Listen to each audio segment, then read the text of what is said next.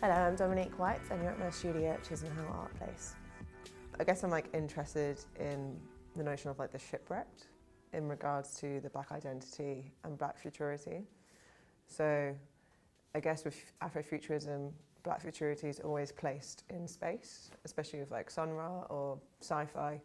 But I want to replace it in the sea as some sort of tangible location, something that we can kind of comprehend almost.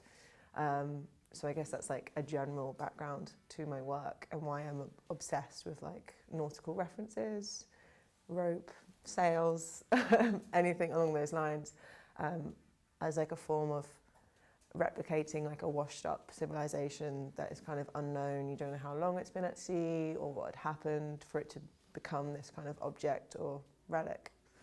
So I guess in regards to the work behind me, this is actually incomplete, but it was a work that was made last year for a show I did in Vienna called Landlocked Prisoner. The idea of this piece is that it is quite literally landlocked and it's kept prisoner because it is on land.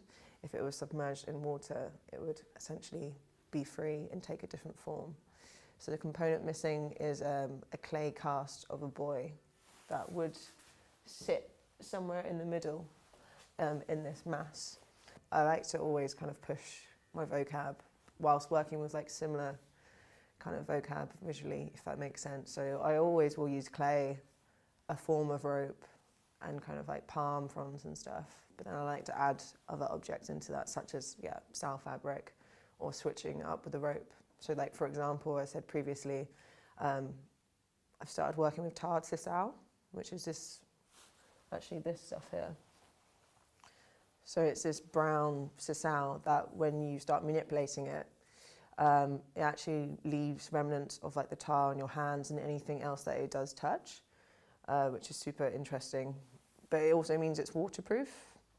All these qualities that I hadn't considered before, basically I'm now discovering just from delving into the nautical world of objects, I guess.